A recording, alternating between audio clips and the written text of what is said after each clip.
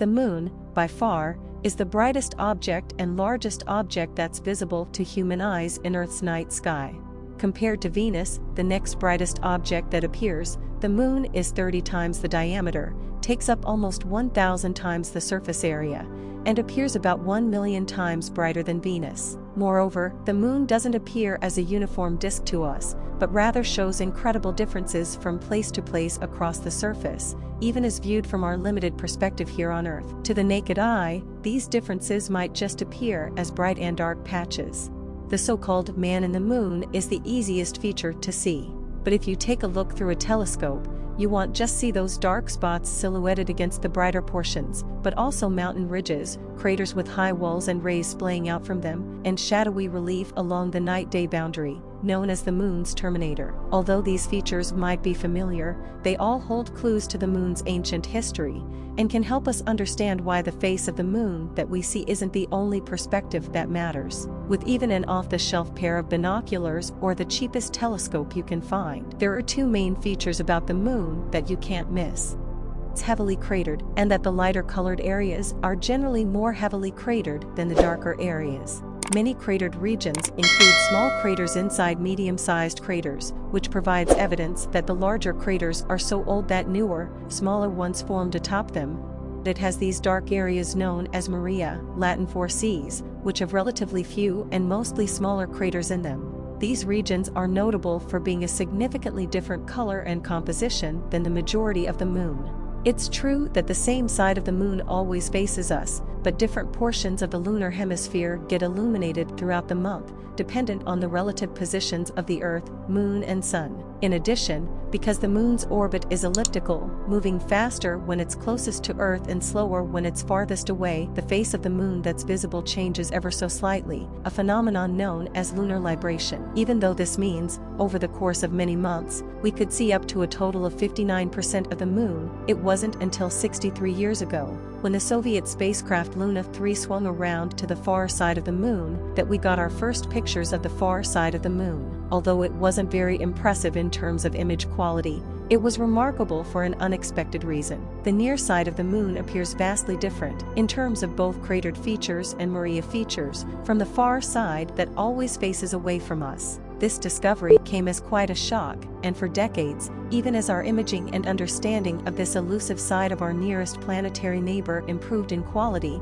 we lacked an explanation as to why this difference existed at all. So, what are the big differences between the near side and the far side? One thing you'll notice right away is the almost complete absence of the dark Maria on the far side. There's one prominent one on the moon's northern hemisphere, but it's small.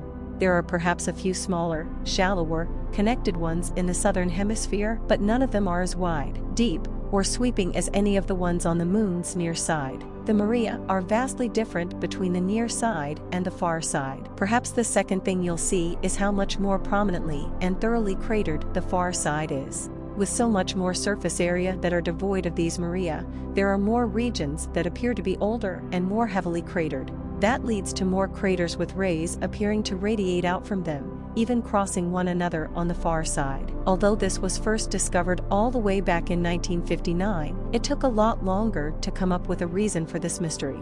You see, there's an obvious explanation that perhaps you even thought of yourself, but it turns out to be wrong. Our experience tells us that the solar system is full of hazardous comets and asteroids periodically plunging into the inner reaches of our star's vicinity. When things go well for the inner worlds, these bodies produce spectacular displays like cometary tails and meteor showers. But when things go poorly, one of those large bodies smacks into a larger one, creating a catastrophic impact and, if there's life on the world that gets struck, a potential extinction event. The obvious explanation would be that when these massive space rocks head towards the moon from the far side, there's nothing at all getting in the way, and every object that would strike it absolutely does. But when you approach the moon from the near side, the Earth is in the way, and that we can act as a shield for objects that would otherwise impact the moon's near side. In doing so, the Earth could either absorb those impacts or gravitationally deflect those potential impactors away from the moon. That's the obvious explanation. But when we look at the details of the Earth-Moon system, does this explanation hold any water? It's a nice attempt at making sense of what we see, but the fact that the Earth-Moon distance is some 40 times larger than the diameter of the Earth means that the difference in the number of impacts on the near side of the Moon from the far side ought to be less than 1% when we run the numbers. And that's simply not the case. The far side is something like 30% more heavily cratered than the near side, a tremendous difference that cannot be quantitatively explained by this gravitational deflection effect.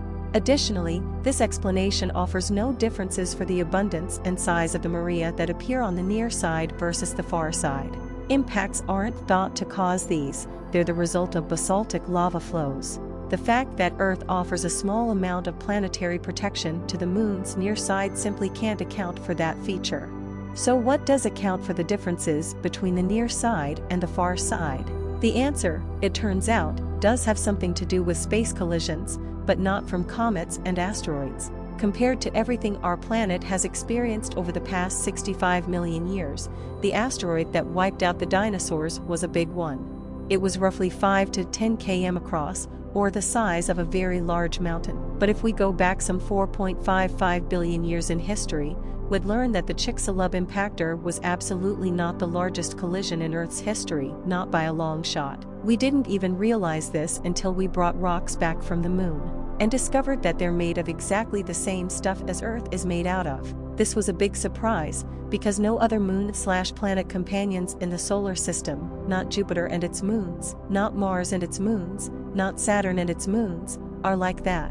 Why would this be the case? Some 4.5 billion years ago, when the solar system was still in its infancy, the Earth was mostly formed, and was around 90 to 95% of its present mass. But there was another very large, Mars-sized planetoid that was in an almost identical orbit to Earth's. For tens of millions of years, these two objects unstably danced away from and towards one another. And then, finally, about 50 million years after the solar system formed, they collided with one another. The vast majority of both protoplanets wound up forming the Earth, while a large amount of debris was kicked up into space. Over time, a significant amount this debris coalesced gravitationally to form the Moon, while the rest of it either fell back to Earth or escaped to elsewhere in the solar system. As crazy as it sounded when it was proposed in the 1970s, this has come to be the accepted theory, verified by many observable phenomena that match the predictions over the past 40 years. Additionally, there's now evidence that the moons around other rocky worlds, like Mars and Pluto, likely formed from giant impacts as well. This collision must have happened very early in the solar system's history, and the Earth was still very hot when it happened. Around 2700 Kelvin, the Moon, initially, was likely located much closer to us and was spinning more rapidly, but was still tens of thousands of kilometers away.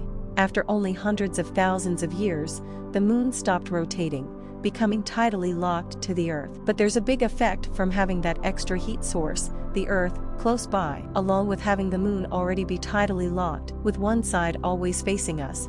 Combined, these two effects meant that the near side of the Moon was going to be much hotter, for a very long time, than the far side would be. The Maria that we see are evidence of lava flows, where molten rock flowed into the Great Basins and lowlands on the lunar surface. While the far side of the Moon cooled relatively quickly and formed a thick crust in short order, the near side experienced a large temperature gradient, caused by being in close proximity to a very hot, much closer Earth. What happens to rock in the presence of enough heat? It transitions from the solid phase to the liquid phase.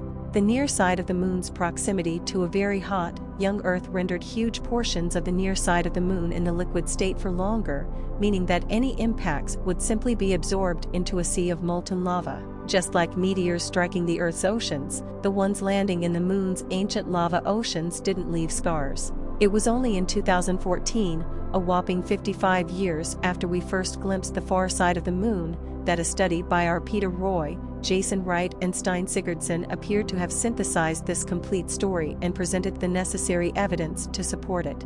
What they did was remarkable to demonstrate the power of this explanation. They created a model of the early Earth-Moon system and followed its evolution.